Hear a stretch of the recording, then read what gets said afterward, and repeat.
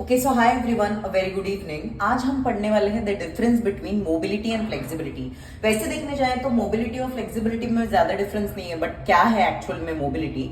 तो mobility is like movement करना। जैसे हम मोबिलिटी ड्रिल्स करते हैं, मोबिलिटी ड्रिल्स मतलब क्या? कंटिन्यूसली तुम मूवमेंट करते जाते हो, राइट? जॉइंट्स अगर तुम देखोगे, shoulder joint, elbow joint, hip joint, knee joint, हर एक जॉइंट के अलग अलग रेंज होते हैं। शोल्डर जॉइंट 360 डिग्री घूम सकता है, एल्बो जॉइंट का कुछ अलग रेंज होगा, नी जॉइंट का कुछ अलग फिजियोलॉजिकल रेंज है, हिप जॉइंट का कुछ अलग फिजियोलॉजिकल रेंज है। राइट? मुझे हाथ को यहाँ से लेके ए पॉइंट से लेके बी पॉइंट तक लेके जाना है, तो मुझे हाथ को अगर ऊपर लेके जाना है तो यहाँ के कुछ मसल्स को खुद को कॉन्ट्रैक्ट करना पड़ेगा, राइट? तो मसल कॉन्ट्रैक्शन हो रहा है खुद से, यानी कि एक्टिवली मसल कॉन्ट्रैक्ट कर रहा है खुद को, राइट? तो एक्टिवली समझो मेरा हाथ इधर तक जा पा रहा है, यानी कि ये हाथ मेरा ये रेंज तक खुद से जा पाया, ये मेरा होता है मोबिलिटी, यानी कि इसके पीछे मैं जा ही नहीं सकती खुद से।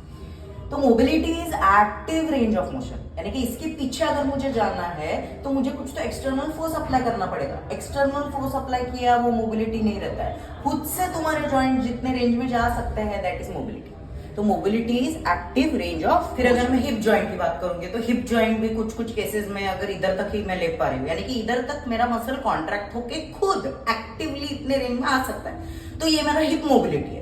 इसके ऊपर अगर मुझे जाना है तो मुझे कुछ तो एक्सटर्नल फोर्स अप्लाई करना पड़ेगा, या फिर मुझे की मदद लेनी पड़ेगी इसके ऊपर जाने के लिए, यानी कि मैंने एक्सटर्नल सपोर्ट। तो जैसे मैंने बोला ए पॉइंट से बी पॉइंट तक इतना मेरा एक्टिव हो रहा है, यानी कि मसल खुद से काम कर रहा है, इतने रेंज में आ रहा है, यानी कि ये मेरा मोबिलिटी हुआ। इसके पीछे अगर मुझे जाना है तो मुझे कुछ तो पैसिव स्ट्रेच देना पड़ेगा, यानी कि मसल अभी काम नहीं करेगा, बट ये हाथ को पीछे लेके जाने के लिए कुछ तो एक्सटर्नल ऑब्जेक्ट सपोर्ट करेगा। एक तो पार्टनर, नहीं तो कुछ भी एक्सटर्नल ऑब्जेक्ट आप दे सकते हो, तो वो तुम्हारा बढ़ाएगा फ्लेक्सिबिलिटी। तो मुझे अगर मोबिलिटी बढ़ाना है, इसका मतलब मुझे क्या करना पड़ेगा? अपने सराउंडिंग कनेक्टिव टिश्यूज को, मसल्स को बनाना पड़ेगा फ्लेक्सिबल, क्योंकि flexibility is a component of mobility, right? But जरूरी नहीं है कि फ्लेक्सिबिलिटी खाली बढ़ाया तो मोबिलिटी अचीव होगा। नहीं, मोबिलिटी को बढ़ाने के लिए फ्लेक्सिबिलिटी भी जरूरी है, मसल्स में स्ट्रेंथ भी होना चाहिए, प्लस स्टेबिलिटी भी होना चाहिए जॉइंट्स में, तब जाके तुम्हारी मोबिलिटी बढ़ेगी।